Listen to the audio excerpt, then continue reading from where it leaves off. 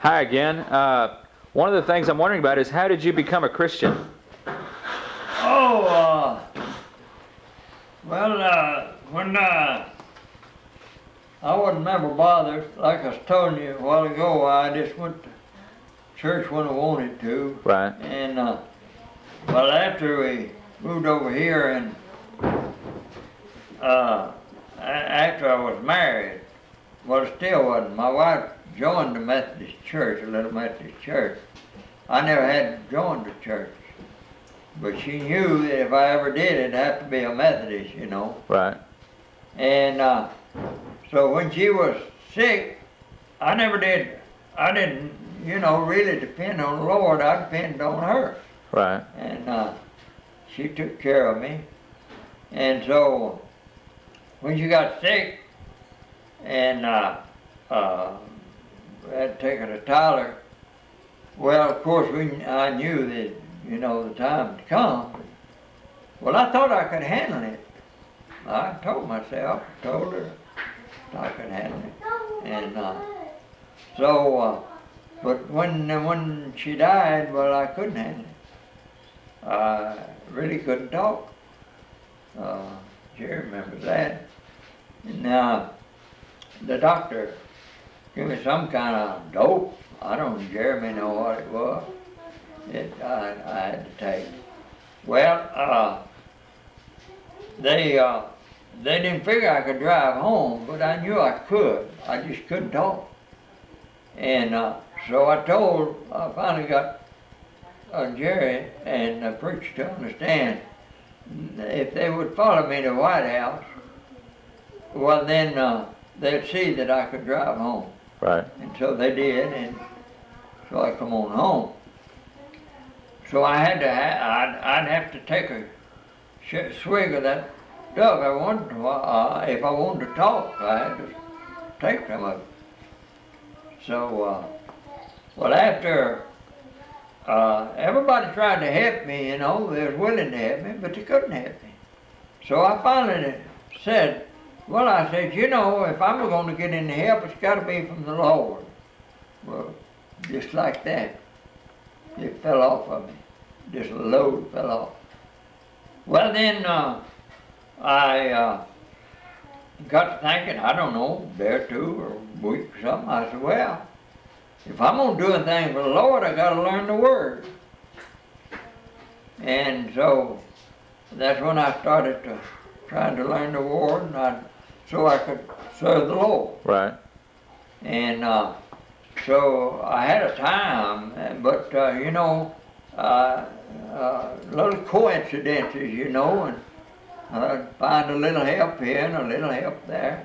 Well, I finally got on to this, there was a Linden Library out in New Mexico there, and a lady put me on to. Right. So I started ordering some Bible tapes. And I had two Bible teachers there that taught through the Bible. Well, I said, now that's what I want. I want through the Bible, from Genesis to Revelation. So I ordered 3 tapes from each one of them.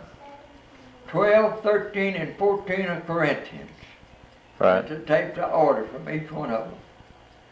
Well, this fella, McGee, he had a pretty rough time through there. Right. Trying to explain that. But old Chuck Smith explained it. So I dropped McGee and Chuck Smith. You've stuck with Chuck ever since. And ever since. I ain't never found nothing no better. Right. Well, I was up to pretty close to retirement. In fact, I was planning to retire a year before I did, but after I lost my wife, I figured I'd better stay out there where my feet was on the ground, you see. I mean, you know. Some stability. Right. And so the last Sunday I worked was on a 4 to 12. That would be my last Sunday to work. I had to work a few more days. But the preacher asked me to take a class over at Redland. We was going to church at Redland. Uh-huh. And I said, well, if I can teach the Bible, why sure. But it was a non-existent class. Right. It was young people, young couples, Right. which we didn't have any. So I got them tapes. I bought Bible tapes. This Scrooby, I believe his name or something. Uh-huh. He was good. Just teaching. Well, I got the whole Bible, so I could learn to pronounce them words. That's what I got. Right.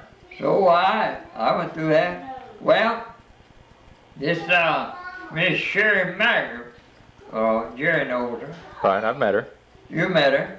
Well, she was the first one. She lived behind the church, but she'd been up there for 2 or 3 years. Nobody had ever invited her to church. She just decided she ought to bring in kids. She had 4, so she brought them in there. And she was my first pupil. Well, all I done is just read the Bible. I'd make notes on old Chuck's tape. Uh-huh. And I don't mean to tell you, she ate it up. Well, of course, we gradually got some more along. And when I finally had to, and she started teaching herself, teaching Sunday school. Right. But she told me she'd do it if I would give her lesson another time. Uh-huh. So she was missing. So I did, and she taught. And well, the first year, they had to bring in another table. Now, when she first started teaching the kindergarten, she got in and telling them, reading them little Bible stories.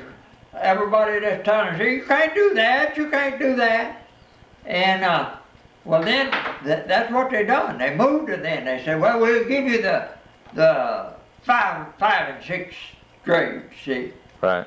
Okay, they had to move tables in there. Well, they took her away from there. This lady running the church, she taught a Sunday school class.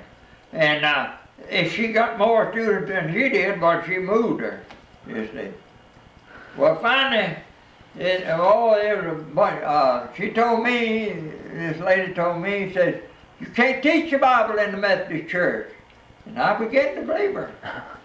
But she went and tried to prove it by old Jack Chew. And Jack told her, no, you can teach the Bible in the Methodist church. Good for Jack. That's the only good thing I ever done. Oh, wait a minute. You're on tape. And I forgot where I'm at. Anyhow, when I left there, I had 17 in the class. Right. And so they finally run us off. I went over to Kelter's. It wasn't no better. A lady over there warned all of her class, the students. She had all the high school and the young adult. She warned them about us that that's a cult. That's a cult, don't have nothing to do with it. Well, old Peter Mars, a good buddy of mine, you may have met him. I think I met him. And he was in our class, and that's what he said. She said, don't have nothing to do with him. Well, as we was up there a while, boy, it was a hard time. They was running them off, going and coming. Wasn't but about 4 of us left. Well, then I had a suggestion box. Somebody wanted me to teach a Bible study any night except Sunday night, so they would be able to come. Right. Well, so I took it before the board. I studied about it, and I said, well, I could have one on Tuesday night. So I talked to the preacher, old Anthony Cecil. He's a very close friend of mine, and best pastor I ever had. And so he said we could teach. The preacher told us, Larry Morrison, in the sanctuary. He finally got him to agree to let me teach in there. and it's quite a deal trying to get me in up there. And so they I taught in the sanctuary there. But then they wanted me to teach this Bible study, so I took that before the board. And but they decided Sunday night have it before choir, Right. so they could attend, you know, which they never did, none of them. And I had about 6, I think. Uh-huh. But Speedy, he was afraid to come. For a while, he talked to the preacher though, and got the preacher to come with him. No, that was when I was having it in the house. I moved to church after I was having it in the house, yeah. I was having it in the house first, before I moved to the church. Right. And so he got old Anthony to come with him.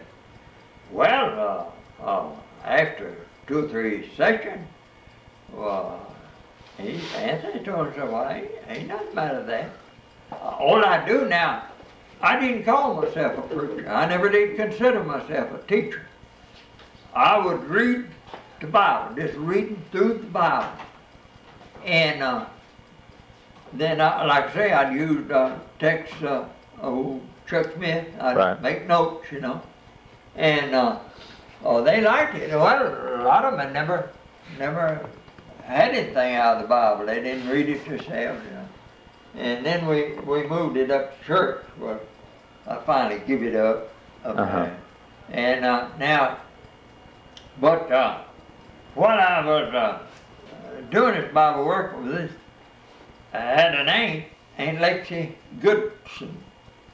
She was staying with her daughter. She had 2 daughters here, Nell Brookshire and Charlene Johnson. Uh-huh. Well, Lexi stayed with Charlene most of the time. Well, I decided I'd go down there and give her this study that I'd done. I'd use the same one, see. I'd go down there every week, and we'd go through the Bible and with her. Well, I just finished up the Bible and fixing to start again in Genesis. Right. And a friend of mine come by. His wife had cancer. And he was taking her to Houston. But she was continually losing weight. Now, I don't know where she'd already had chemotherapy and all or not. But anyhow, that was the big problem. Right. She was down to nothing already about it. So he stopped by here, he was worried. And he said, a checker down there told me, says you need to stand on the Word. He said, how do you stand on the Word? I said, well, you just believe it. What the Bible said. Well, he says something about the Bible there. I said, well, I'll tell you what. I said, I'm starting this week in Genesis. I said, I'll come down there and bring y'all the lesson. I said, it'll be the same one that I have, you see. Right. And he said, would you do that? I said, well, sure. And so he made a date for 2 or 3 or 4 o'clock, whatever it was. So he went on, he started up the river fishing. So he went on, and so I went down there. Well, this lady, she was, of course, I knew them. I knew her, I knew her family. Right. I mean, I knew her father and her brother. I knew her brother. Right. I lived by her brother once. And anyhow, well, she got the old big old family Bible, the one she'd used. He'd bring it, put it in her lap. And so we went. Well, the next time they went to Houston, I think it was 2 weeks, she gained a half pound. I told her, I said, healing in the Word. Healing in the Word. And so every time I go down, she gained a half or a pound. Uh-huh. But she never would. She never did get her a Bible. And that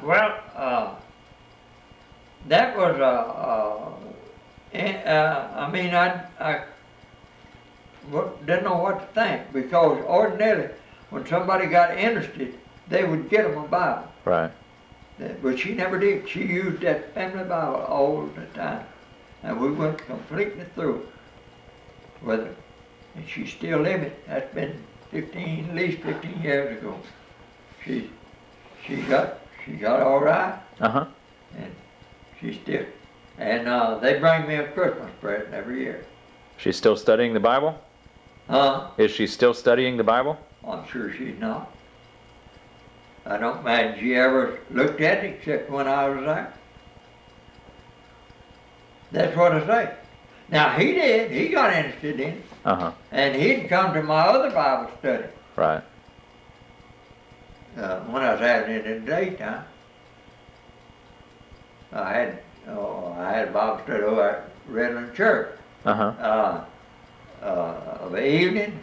Well, then, of course, that's beside the point, but the women, then they'd have their meeting on that same day. Well, I changed it to another day. They changed theirs. So they'd be in the back having a big going while I was trying to have a Bible study in the sanctuary. Right. And so everything. But I still enjoy it, man. I still read that Bible. Are you teaching anybody right now? No. No, I go to Sunday school. I had Speedy, when I quit driving the car, Speedy started taking me to church, Sunday school. He'd come get me, take me. Well then, I got to where I can't hear good. I don't understand. Uh-huh. So, I was up there and they had a visiting preacher, I forgot what it was, but it's on Father's Day. Right. Well, he made a proposition there. He started off, you know, all these has done so and so or got so and so, you know. I couldn't understand what he's talking about. Well, y'all come up here, or y'all come up here. So then he'd make another deal. Well, another bunch would come, another bunch. Well, I never did know when my time come. Right. So I just sat back there. I mean, and old Speedy, he was back there, he run the sound equipment. So he couldn't help you? Well, help me, he wasn't there. He just stayed back there too. He didn't know no more than I did. He wasn't listening, I think. Right. But I couldn't hear. Well, even they made some remark up there. Well, I guess Speedy and Jake, you know, something. And, well, I didn't much appreciate it. Right. And so when we, so I said, well, I'm just going to quit going to church. I can't hear enough to know what to do, you know. Right. So I just quit. Well, Speedy one minute, him and Golda kept on at me for Sunday school. Well, Golda then was working. She had to go to work at 10 o'clock on Sunday, or Right. 11, I guess. And so she come to Sunday school. I said, well, all right, I'll come to Sunday school if you'll bring me home after Sunday school. I want to stay for church. And so that's what we done for a while. Well, then I just quit altogether. I hate to, Speedy just thought he needed me, you know, but he didn't. And so then old Matt Coward, after about 3 weeks, well, Miss Coward was started teaching the Sunday school. Speedy gave it to her. Uh-huh. And she is a real good teacher. But Matt wouldn't come to Sunday school. He'd come to church, though. So he called me up, and I wanted to know about this and that. I said, well, I just don't care about going. I said, I can't hear nothing. He said, well, I'm coming after you next Sunday. And he said, I'll sit by you. I'll tell you everything they say. And so he's a big fella, rough, you know. I said, well, what about Sunday school? Well, he said, I'll tell you what, I'll go to Sunday school with you, you church with me. I said, well, all right, we'll try that. And it just tickled his wife to death, you know. She said, Right. I believe that's the reason you quit. And got him. So I'm still riding with them. Yeah. They pick me up and take me. And so we make it just fine. And only thing, I got into one, preacher had a little, no, I better not tell that.